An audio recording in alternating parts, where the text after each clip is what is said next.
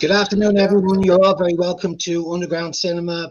As you know, for the month of October, we're going to be interviewing as many nominees for this year's Underground Cinema Awards, which will be held in O'Leary on November 5th.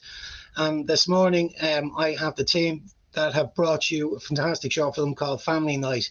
You're very welcome, guys. Thanks, Dave. Absolutely fantastic. So listen, I'm going to call out what you've been nominated for. So just bear with me, okay? You've been nominated for Best Film. That's a producer award. So that's Jane and Owen. Best Director, Alan Dunn. Best Horror Film. That's a Director's Award. It's Alan Dunn. Best Actor, and we have Owen with us here today. Best Actress, we have Denise here with us today. Best Screenplay is written by Alan Dunn. Best Sound Design by John Griffin. And Best Costume Design is by Tyra Morris. Have I got her name right on? Yeah. Tiara Morris. Yeah. So 8 nominations. You must be feeling pretty chuffed for that. Absolutely. You can't get better than that, eh? Really happy. No. Yeah, really happy. Really good. So for those of you that don't know how the nomination process works, a lot of the people that we've a panel that look at these films. I stepped away from the panel many years ago because I know too many people. I know too many of you guys, so it's very hard for me to get in there and vote. The only time I'll get involved in the vote is when the panel can't reach a decision. So a lot of the panel that we have are overseas, so they're not really. A lot of them are in Ireland. I think the furthest that we have is we have one in Vietnam and we've one in Australia, so they're all over the globe, and they really enjoyed it. So to get 8 nominations from people that you don't know, I thought was pretty good. We haven't got Alan with us, and maybe he might join us very shortly, but Owen and Jane, maybe you can just give us a sort of a brief synopsis without giving too much away in this film. This is a film that you don't want to give away, so I'm going to see if you can give me a synopsis without giving the movie away. Okay. Well, it's about a father that is very devoted to his family, maybe a bit over-devoted, and he wants to spend time with them, and there's nothing from the outside world he wants to interrupt that evening with them. So they get up to various things like playing charades and watching a movie and things like that, and he wants it his way, and that's it. And very strict. And yeah. He's a family man, Owen, isn't he? He's devoted to the family. Yeah, very much so. Very much so. And but there's a twist to it. So look, Owen, I'll play the trailer. Let's have a little look at the trailer just to get a feel for the movie. All right.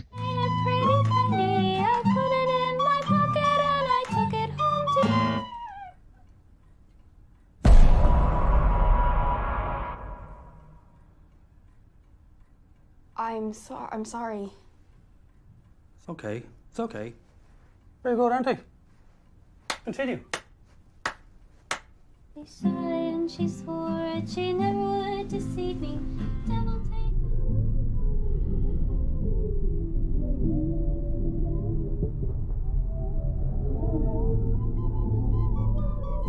In the jar. Hi! That's a great little clip. Fantastic. Yes, there's a bit of comedy in there as well, obviously. Yeah. It's right back to the filming of that. When you watch it, it's amazing. It's dark comedy. The comedy really comes through, and I'm really happy that it did, because on the ground you're dealing with something quite, you're dealing with something so dark that when that comes through, it's there's almost a relief with it, but then you're dished out the twists, which we can't say anything. So it's really difficult to talk about this movie, actually. It is, isn't it? I'm afraid of giving away anything, Denise. I know. Yeah. And funny, Denise, I said it to Owen there recently. It's a type of film that you need to watch. You should really watch twice, because when you watch it the second time, it's almost like a completely different film. When people get to see this film, there's tension from start to finish, and you can see it. You know there's something wrong with this family, and that's true yourself, Denise. You get that. You're just on there's something not right with this father. There's something not right with this family.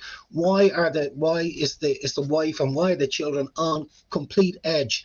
You know, and you get that at the very start. She did a great job on it. I was tense all the way through it. Yeah. It is really scary. And I think when children are involved in a situation like that, it just heightens the uncomfortability of it, you know. And I think the kids did fantastic. And, you know, they absolutely pulled it. We were very conscious that the subject matter was really dark, and we were really conscious when we were filming with them that they were comfortable, but they were absolute pros, really great. Yeah. So it is. I've watched it a few times now, and I've seen other people watch it, and you know, when it gets to the end, just that kind of shock realization. And you're right, Dave. Going back and watching it again, you can kind of see the jigsaw puzzle coming into play, and that you would never get that the first time around. Yeah, and you mentioned the kids there, and I do want to mention them. So Molly McLaughlin and Flynn Gray, they were both brilliant. Yeah, really, really good. I know the next generation coming up are really strong. Absolutely, yeah, and we've seen, you know, over the years a lot of young up and coming actors, and even at that age. If I'm not mistaken, Flynn has been spotted by a couple of casting agencies. I know Frank Mazel have mentioned him to us recently, so he's gone in the right direction. Yeah, for sure. He's going in the right direction. Or he's just very talented. I mean, for some of the scenes in that, it takes a strong actor to do it, and he really pulled it off. He just did so well. And hats off to him. He'll go a long way. Super. Now, he's absolutely. Owen, you and I go back, you know, an awful long time. You're there since the start of underground cinema, and you know, that's 14 years ago. And we've been watching your career over the years. Your big one, I think it was 11 years ago, was Lymph. You've worked throughout the year with Alan on a couple of different films, so we're good mates. So you know, we sort of take the piss out of each other when we can. but when this film, and I knew this film was coming out, I hadn't seen it, and I'd be ready to take the piss out of you, you know, again. But when I saw it, I really did have to tip my hat off to you, because I enjoyed your performance so much, and not only that, like you went to extremes here. I mean, let's talk about your hairstyle. Let's not. It was for all of us on set, particularly Jane. I mean, Jane had to go home and live with the guy. Yeah. Like for creepy face as well. Like for those of you that don't know, Owen's got hair there at the moment. In the film, if you look, you don't have to look closely. It's gone. Half it's gone. The transformation was fantastic. Owen, you really embody the character. You look great. Yeah, well, I mean, I just believe going the whole hog rather than if you're going to do something, do it right. So that's why when Alan suggested to me about shaving it, I was like, yeah, okay, yeah, why not? And it just, myself and Alan talked about the character, and he gave me a few suggestions. I don't want to give anything away, but just a few people to kind of base them on. So I kind of concentrated on them, and just the way they went through their I'm trying not to give anything away. Look, I think what you're trying to say is like the character he's quite a creepy character. We're not giving anything away when we say that, yeah. You know. And you know, I would imagine when I was watching it, I sort of said to myself, oh, he's definitely been looking at, you know, some scary type of characters that we've seen over the years, almost like each Jesus even start a serial killer guys. He's so I think it's the glasses as well. The glasses are a nice touch. Yeah. Yeah, it's just they were Alan's idea as well. Like they really add to him, all right. Yeah. I think hats off to Alan as well. He had the whole concept. He knew visually what he wanted the film to look like, and I think that really adds. Tiara did a great job on costume as well, and because it's set in the 80s, it kind of it gives that kind of creepy Yeah. air to it as well. It's yeah, I think Yeah. visually it looks fantastic, you know, for sure. You're right. The costumes, and that's why it's got its nod. It's Yeah. and even on the poster, Denise, like even the poster for the film was great, you know, because the costumes look really well, but the fonts, even the font that's used in the posters, are really good. So Alan, he's putting an awful lot of thought into it, you know, the production design is really good. The lighting is really good. The direction, the cinematography is really good. It ticks all the boxes. It is, And- yeah, absolutely. I think the some of the production values have to go down to Owen's mum. I was To hand it to her. We Not to give anything away there, Denise. yeah. I was So gonna yeah, say- she's getting a nod for it as well. Good That's indeed, right, yeah. Alan. Whose But yeah, birthday like it is the today, by the way, so happy birthday, Anne. Yeah. Yeah, like the location was pretty creepy on. I could never step foot in the house again. No, mate, you don't live it the same way.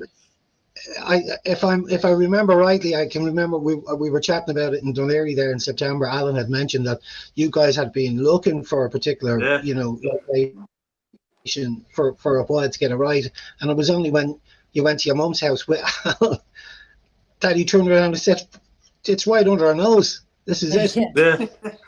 Yeah. We'd looked at about 6 places, and then I just had to call into the house on the way home, and Alan goes, "My God, this place is perfect." Yeah. So yeah, it was literally right under our nose. Yeah. Yeah. Yeah, we were very lucky.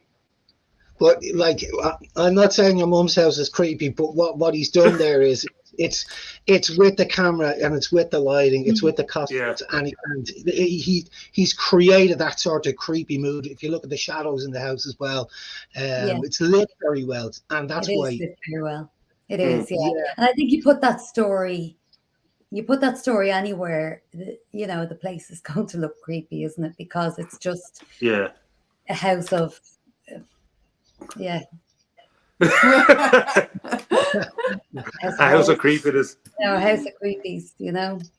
Yeah. Now, I just wanted to have a quick chat with Jane. So this is Jane's first time producing. So this was, and you did a fantastic job. So how did you feel on your first short, Jane?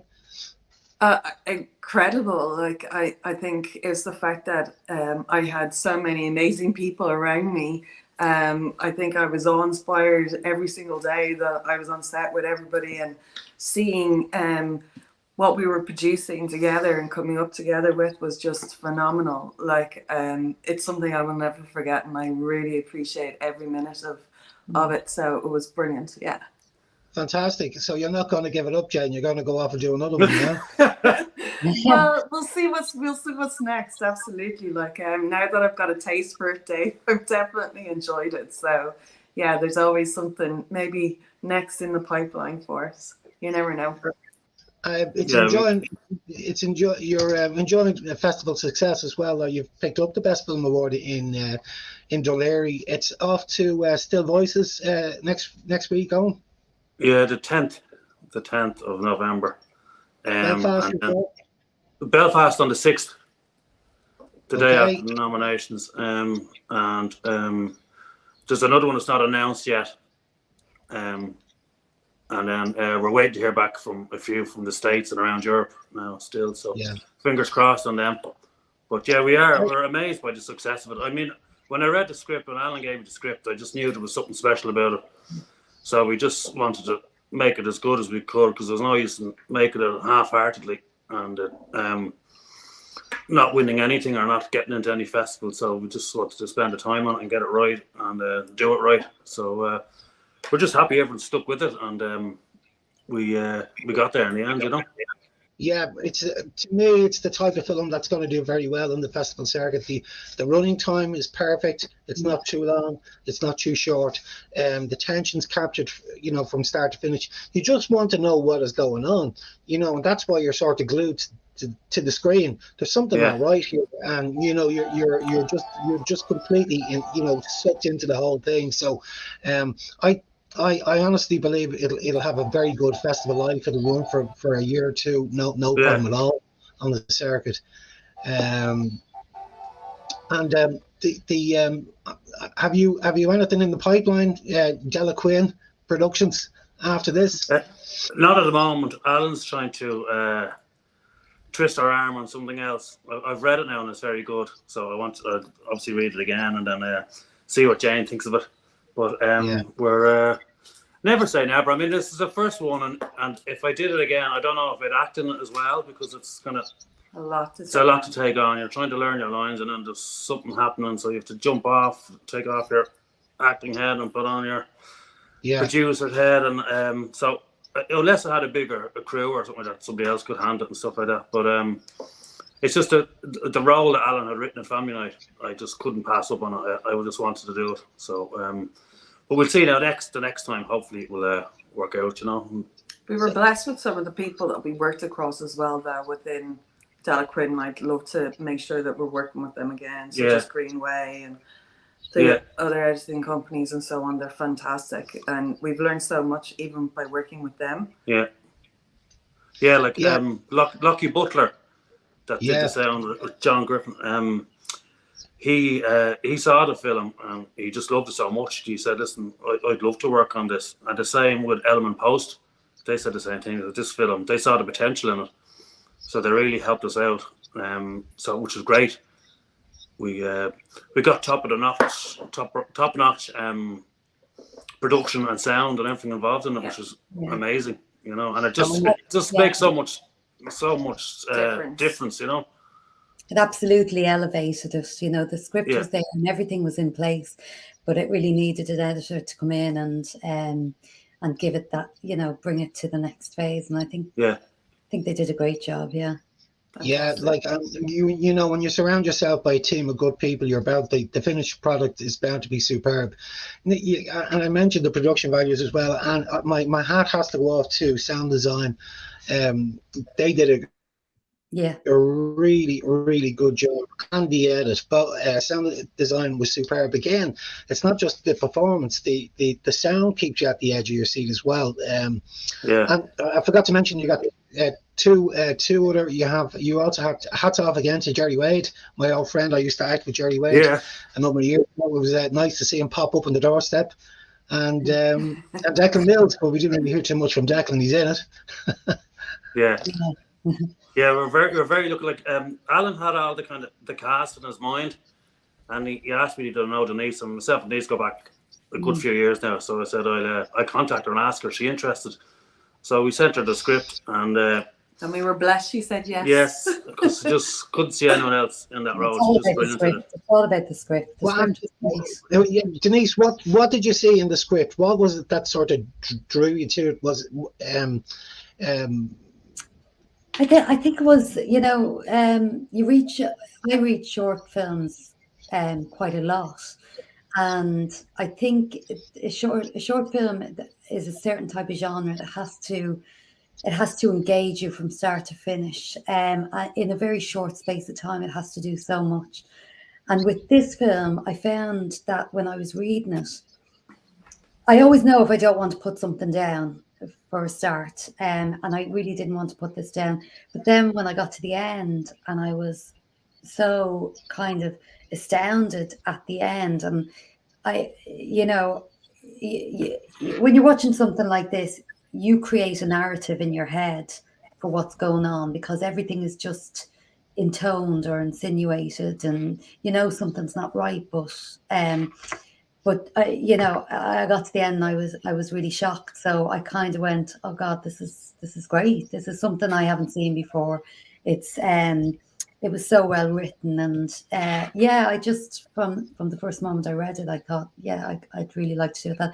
And like Owen said, we go back a long way, and we've always kind of said that we'd love to work together. So it was an opportunity to do that. I didn't know Alan. I met Alan.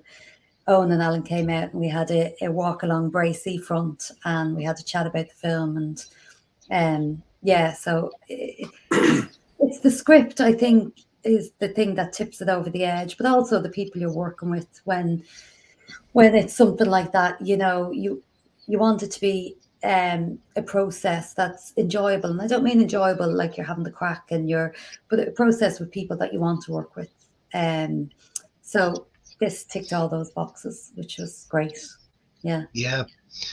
I think I mentioned it to you on when we first started Underground Cinema 14 years ago. We used to screen the films in the Kingston Hotel, and there were Yes. films, you know, over the years that, you know, we'd screen that we never forgot.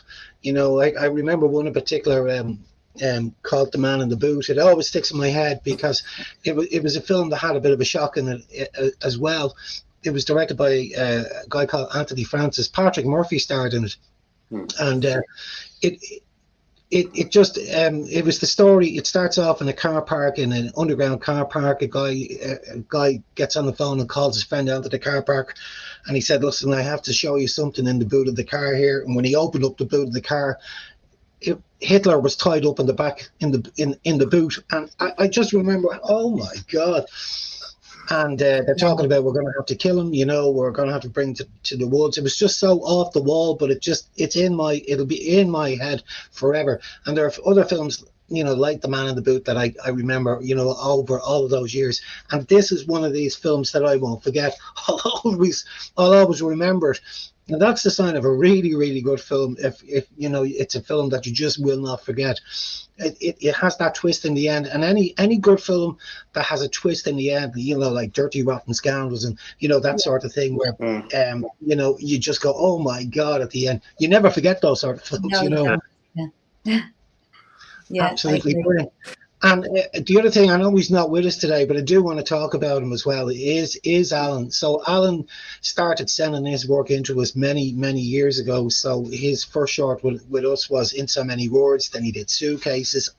He did a film called Idle then, and that's when I saw, when he did that one, I could see that this guy's coming along as a director, because there was a lot in that particular film, you know, and there was a lot of work in the edit suite.